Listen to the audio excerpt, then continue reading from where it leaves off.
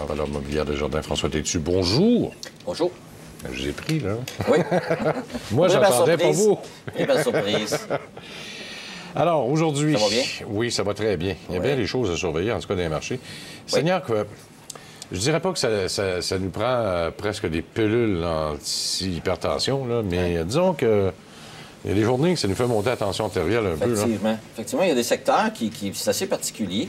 Si on regarde, là, après le premier trimestre, quels sont les principaux secteurs qui ont le mieux performé. Alors, par exemple, je crois que le mois dernier, on en a parlé aussi, pendant 3 années d'affilée, le secteur des matériaux, des titres aurifères, avait procuré aux investisseurs un rendement négatif, qui était en fort rebond depuis le début de l'année, mais c'est que la direction d'une semaine à l'autre, c'est tellement volatile au niveau de l'or. Alors, si on prend, la crise qui s'est passée en Ukraine, la Crimée, etc., amène, beaucoup de volatilité au niveau du prix de l'or, qui a un impact aussi au niveau des titres aurifères. Alors, si on regarde depuis le début de l'année, les matériaux, environ 10 de rendement. Et puis, le secteur de la santé qui a bien fait. Au niveau des banques canadiennes, c'était moyen. C'est pas extraordinaire. Pourtant, ils ont presque toutes, au cours des derniers résultats financiers du premier trimestre, ils ont toutes ou presque toutes haussé leurs dividendes. Moi, je m'attendais à un certain rebond, là. Oui, puis même dans certaines... j'avais lu dans un certain document, un analyste qui couvre le secteur, là, il était quand même plutôt neutre, voire même négatif sur les banques canadiennes. Et il y a un gestionnaire américain qui a une position à découvert sur les banques canadiennes aussi. Mais ils ont les mêmes raisons que l'année passée à la même date, dans le sens où on risque d'avoir certains problèmes. Puis à chaque fois, depuis qu'ils ont dit ça, là, les réserves pour mauvaises créances ont baissé. Chez Desjardins, c'est la même affaire. Là. Les gens payent bien. C'est ça. Le taux de défaut de paiement des hypothèques est à peu près nul. Les gens, même surendettés, continuent de payer leurs dettes. Ils font de l'argent, puis ils payent un meilleur dividende. Alors, c'était le cas toute l'année de 2014. Qu'est-ce qui arrive souvent, c'est que peut-être les analystes du secteur regardent la direction, sont vraiment très, très focusés sur la direction des taux d'intérêt. Mais il faut comprendre que je crois que les institutions financières font un excellent travail au niveau d'accroissement au niveau du marché qui appelle la gestion de patrimoine. Alors, si on regarde la croissance dans ces secteurs-là, la même chose dans la gestion de fonds, la gestion de fonds communs. Alors, on voit vraiment une augmentation au niveau des institutions financières. On regarde la RBC, par exemple, au niveau de leurs fonds communs. Il y a peut-être 14 ans, il y avait presque rien dans leurs fonds communs. Aujourd'hui, ils sont Yacote Investors en termes d'actifs sous gestion. Vous avez BMO, c'est la même chose. Hein? BMO. Puis BMO a même créé, il y a eu une croissance d'environ 12 par année au niveau de leur croissance dans les fonds négociés en bourse. Parce qu'on sait que BlackRock, avec quand même les fonds négociés en bourse, il y a une croissance exponentielle.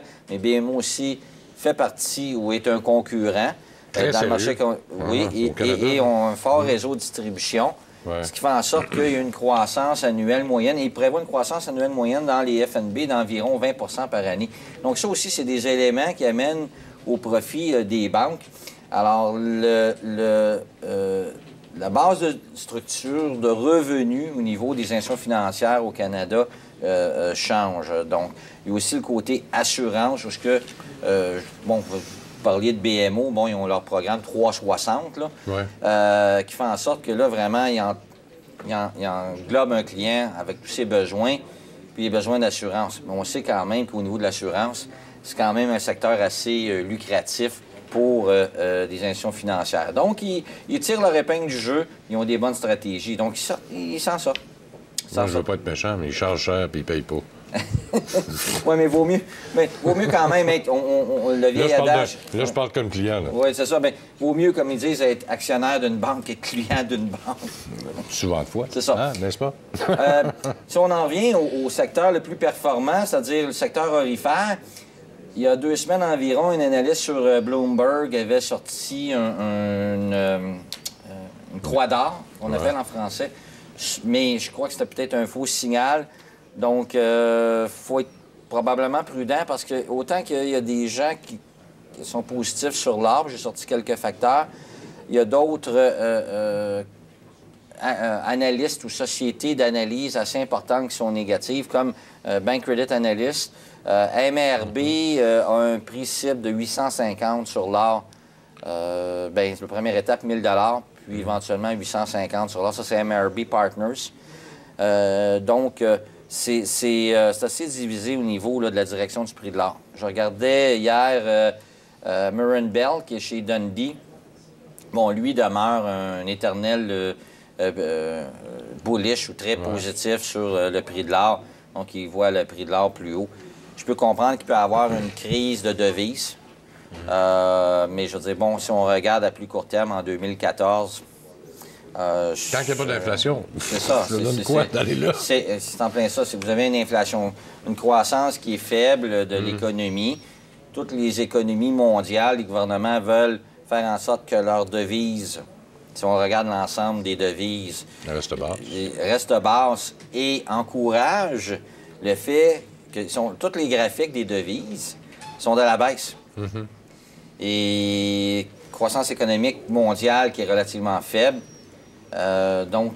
Pour l'instant, on n'a pas vraiment de stimuli là, au niveau. S'il n'y a pas d'inflation, bien écoute, il n'y a pas de hausse de taux d'intérêt. Donc, écoute, c'est ça. C'est les vases pas besoin d'aller se protéger. Là, hein? Non, mais c'est ça. Mais quand même, les Asiatiques, ils achètent. Oui. Ouais. Qu'est-ce qu'ils font avec ça? Écoutez, c'est parce que ce qui arrive, mais c'est parce que les Asiatiques, qu'est-ce qui arrive, ou les Chinois, par exemple, c'est que s'ils détiennent énormément de devises américaines, mais il y a dans les échanges commerciaux, alors un dollar américain, malgré que le dollar américain a été vraiment résilient cette année, donc à ce moment-là, c'est que le fait, si la tendance était baissière sur le dollar US, donc par exemple les Chinois, pour contrebalancer, parce qu'ils sont détenteurs aussi de treasuries, achetaient beaucoup en grande quantité des lingots. On pourrait aussi, qu'est-ce qui pourrait être d'autres facteurs au niveau positif, au niveau de l'art, mais les crises géopolitiques, là, on le voit, il y a des tensions un peu partout. Bien, ça avait monté en début de l'année, c'est la Crimée là, qui a fait ça. Oui, c'est ça. Reste, une fois que ça s'est calmé, ça s'est mis à baisser. Là. Effectivement. Hein?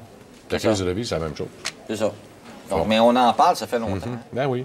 Ça fait longtemps. Mais là, c'est drôle, on en parle moins. Là, c'est fait, puis on en parle moins. C'est ça. Les facteurs négatifs, le dollar canadien, le dollar américain, si ça fermait en 2014, ça pourrait être moins bon. Oui, bien, c'est ça. C'est que... bon, on regarde quand même... là, je regarde dans le premier trimestre, on a eu quand même... dollar US là, qui est demeuré relativement là, assez faible. Je ne sais pas si on peut, François, sortir un graphique. Je vais sortir le graphique contre le panier de devises. On voit que depuis le début de février, regardez ça, c'est depuis... Tiens, on va le mettre sur les 3 mois, là. Attendez un petit peu. Tiens, on va le mettre sur un an, tiens. Bon, depuis le début de l'année. Tiens. Alors, depuis le début de l'année, ça n'a pas bougé. C'est stable. Sauf qu'il y avait comme une espèce de remontée. Depuis le mois de février, bien... C'est ça. Ça s'est mis à baisser. Mais c'est à cause de l'euro, plus que d'autres choses. Là. Donc, mais moi, je dirais que dans l'ensemble, si on regarde la croissance économique au niveau mondial, relativement lent, économie faible. Si on prend au marché boursier, parce que le marché américain, nous, ça fait presque 5 ans, depuis 2009, qu'on est dans le marché américain. On a une progression là, phénoménale des indices. Et je regardais un graphique que j'ai prélevé dans la dernière édition de BCA, Bank Credit Analyst, où on n'est pas surévalué selon eux, mais comme j'ai déjà mentionné, on est dans un corridor où les marchés sont quand même bien évalués. En général, il faut quand même trouver, il est possible de trouver des aubaines, sauf qu'il faut les chercher. Mais à chaque fois, c'est quand les marchés replient, il faut peut-être acheter. Peut-être trimer, là, il y a tellement des beaux profits. Oui, effectivement. On fait une pause, on va revenir.